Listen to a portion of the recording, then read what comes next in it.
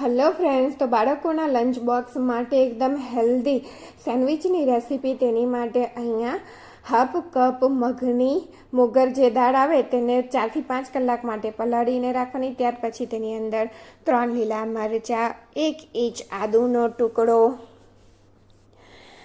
નાનો ટુકડો ગાજરનો આ રીતે કટ કરી તેને એડ કરી દેવાનો અને હાફ કપ વટાણાને ફોલીને રાખ્યા હતા તો 4-5 દિવસ થઈ ગયા તો આ રીતે ફૂટી ગયા છે, તેને એડ કરી દેવાના. તેની સાથે હાફ કપ દહીં,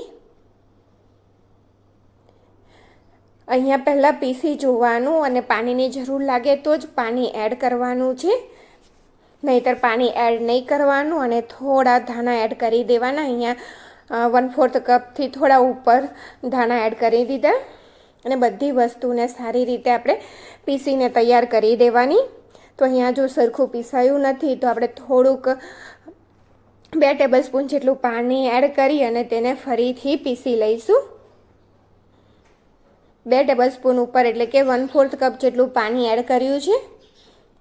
તો અહીંયા તમે જોઈ શકો છો કે એકદમ સરસ રીતે પીસાઈ અને તૈયાર થઈ ગયું છે. આ રીતનું સ્મૂથ બેટર તૈયાર કરવાનું. તો અહીંયા આપણે હેલ્ધી સેન્ડવિચ બનાવીને તૈયાર કરીએ છીએ. બાળકોને જો આ રીતે આપણે લંચ બોક્સમાં આપીએ ને તો તે નાસ્તો પણ સરસ રીતે ખાઈ લે અને લઈ પણ જાય. તો અહીંયા 1/4 કપ સોજી એડ કરી દેવાની બેટરની અંદર. બેટરને એક બાઉલમાં લઈ લીધું અને 1/4 કપ જેટલી સોજી એડ કરી દીધી.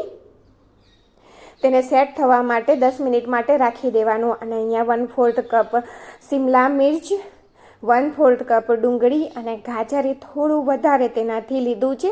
અહીંયા તમને જે ગમતા હોય તે વેજીટેબલ તમે એડ કરી શકો છો.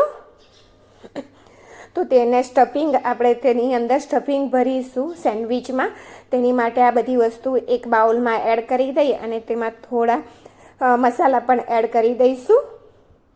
તો અહીંયા જો આટલો નાનો ટુકડો તમે જોઈ શકો છો તેટલો મેં પનીર લીધું છે. પનીર તમે આ રીતે છીનીને પણ એડ કરી શકો છો, કાં તો તમે તેના નાના નાના ચોરસ ટુકડા કરીને પણ એડ કરી શકો છો.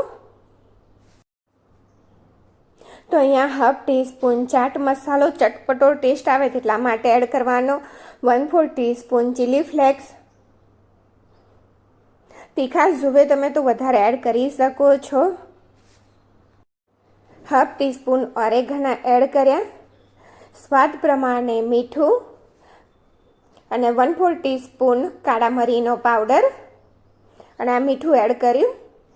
હવે બધી વસ્તુને એકદમ સારી રીતે મિક્સ કરી દેવાની અને 1 ટેબલસ્પૂન સોસ, ટામેટા સોસ એડ કરી દેવાનો. અને અહીંયા જો તમારે ચીઝ એડ કરવું હોય તો તમે ચીઝ પણ એડ કરી શકો છો, પણ આપણે હેલ્ધી રીતે બનાવીએ છીએ એટલે ચીઝને સ્કીપ કરી દેવાનો. ક્યારેક તમે ચીઝ પણ એડ કરી શકો છો. ત્યાર પછી અહીંયા બેટર પણ સેટ થઈ ગયું છે તો તેમાં પણ સ્વાદ પ્રમાણે મીઠું એડ કરી દઈએ. અને બેટરની થિકનેસ આ રીતની હોવી જોઈએ. જો વધારે પાતળું હોય તો સોજી એડ કરવાની અને ઠીક લાગતું હોય તો થોડું પાણી એડ કરી દેવાનું. અને અહીંયા 1 ઈનોનું પેકેટ એડ કરી અને એક જ ડાયરેક્શનમાં આપણે ફેટી લેવાનું. તો અહીંયા સરસ રીતે ફેટાઈ ગયું છે અને આ રીતનું આપણે ગેસ પર રાખવાવાળું સેન્ડવિચ જે સ્ટેન્ડ આવે છે તે લઈ લેવાનું અને થોડું જ બેટર અહીંયા આપણે પોર કરી અને આ રીતે ચમચીની મદદથી સરખું કરી દેવાનું. થોડું જ બેટર પોર કરજો કારણ કે તેની વચ્ચે આપણે સ્ટફિંગ ભરીશું અને તે ફૂલશે પણ ખરું એટલા માટે. તો અહીંયા આપણે બાળકોના લંચ માટે હેલ્ધી સેન્ડવિચ બનાવીને તૈયાર કરીએ છીએ. બ્રેડ વગરની સેન્ડવિચ અને ઉપરથી ફરીથી થોડું બેટર એડ કરી અને આ રીતે સ્પ્રેડ કરી દઈશું. આ રીતે બનાવવાથી તમે બાળકોને બધા શાકભાજી પણ ખવડાવી શકશો અને હેલ્ધી છે. બ્રેડ એ હેલ્ધી નથી હોતી. તો આપણે આ રીતે તેને બંને બાજુ કૂક કરી લેવાનું. 2 થી 3 મિનિટમાં સરસ રીતે તે એક બાજુ કૂક થઈ જશે. પછી પલટાવી દેવાનું. અહીંયા તમને ખોલીને પણ બતાવી દીધું અને બિલકુલ ઇઝી છે. અને તમને જો આ રીતે સેન્ડવિચમાં ના બનાવવું હોય તો તમે ગોલ આપણે હાંડવો બનાવતા હોય તે રીતે પણ બનાવી શકો છો.